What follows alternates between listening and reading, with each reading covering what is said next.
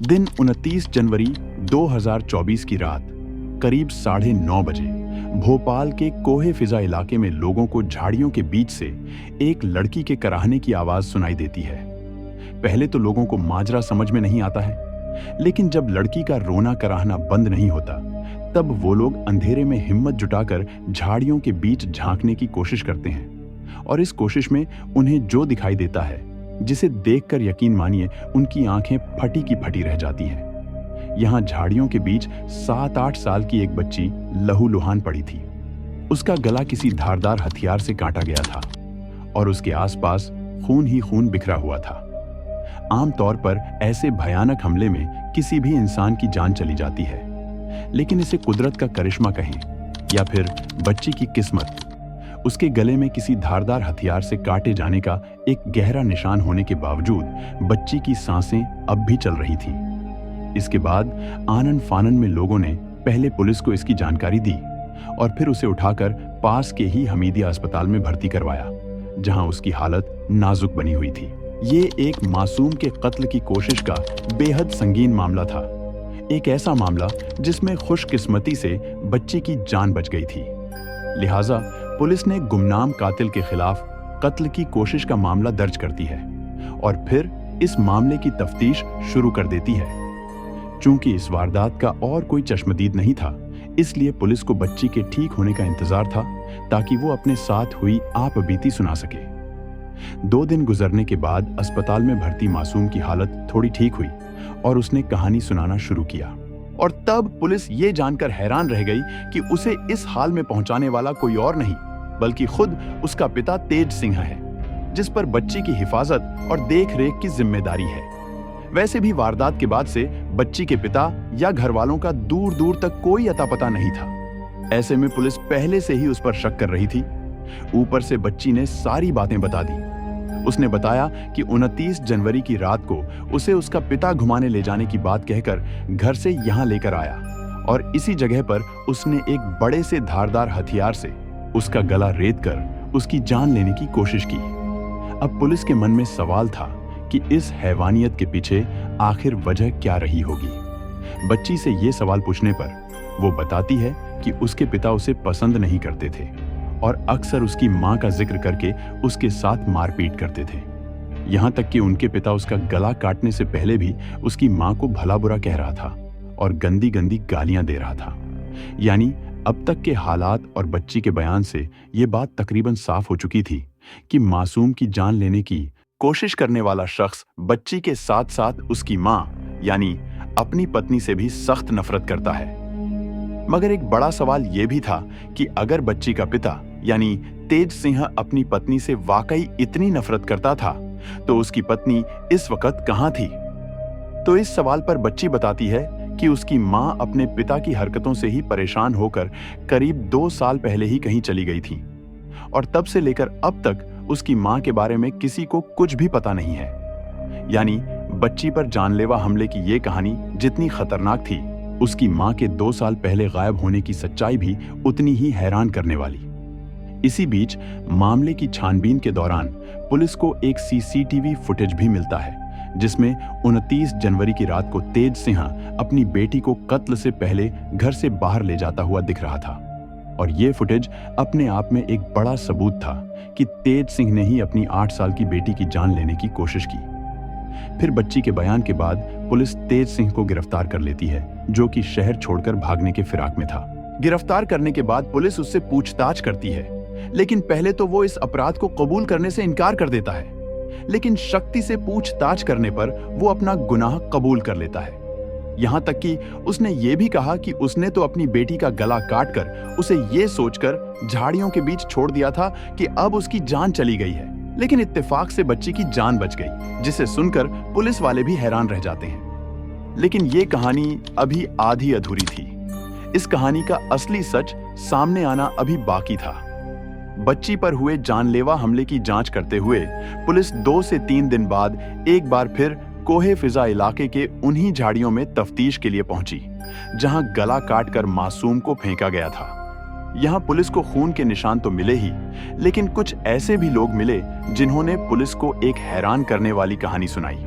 लोगों ने बताया कि इन्हीं झाड़ियों में अब से ठीक 2 साल पहले यानी 29 जनवरी 2022 को एक महिला की लाश भी मिली थी, जिसका चेहरा बुरी तरह से कुचला हुआ था। जाहिर है तब कोहे फिजा पुलिस ने भी इस मामले की तफ्तीश की थी, लेकिन वो मामला अनसुलझा रह गया था। असल में 2 साल पहले महिला की लाश इस हालत में नहीं थी कि उसकी पहचान हो पाती, और ऐसे में बगैर मकतूल की पहचान के पुलिस उस मामले को सुलझा भी नहीं पाई।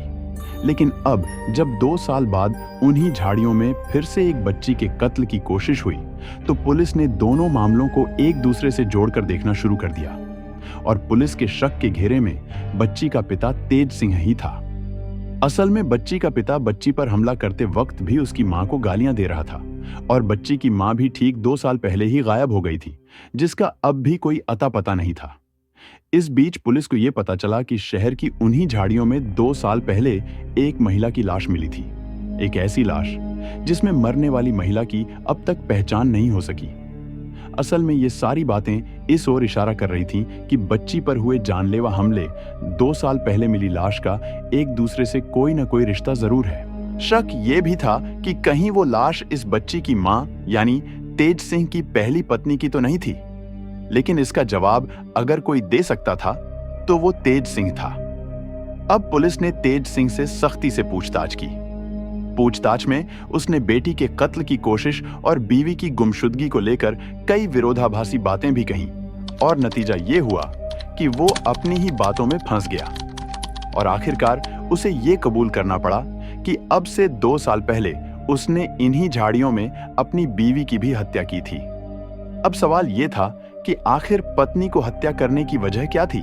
तेज सिंह टेंट हाउस की दुकान पर काम करता था, और वो टीला जमालपुरा इलाके में किराए के मकान में रहता था, लेकिन मूल रूप से तेज सिंह सागर का रहने वाला था। तेज सिंह की पहली पत्नी का नाम संगीता उर्फ कन्नू था। संगीता मूल रूप से ओडिशा में संबलपुर के अट्टापल्ली की रहने वाली थी। तेज सिंह और संगीता की पहचान मोबाइल पर रॉन्ग नंबर लगने से हुई थी, जिसके बाद से ही दोनों के बीच बातचीत होने लगी, और कुछ वक्त बाद दोनों को एक दूसरे से प्यार हो गया। जिसके बाद तेज सिंह 2017 में संगीता से पहली बार मिलने जाता है, और फिर दोनों वहीं शादी कर ली, और संगीता की ये दूसरी शादी थी। पहले पति से एक बच्ची थी, जिस बच्ची को तेज सिंह अपना लेता है। जिसके बाद 3 महीने तक तो दोनों संबलपुर में ही रहते हैं, लेकिन इसके बाद दोनों भोपाल आ जाते हैं, और यहाँ छोला थाना क्षेत्र में किराए के घर में रहने लगते हैं।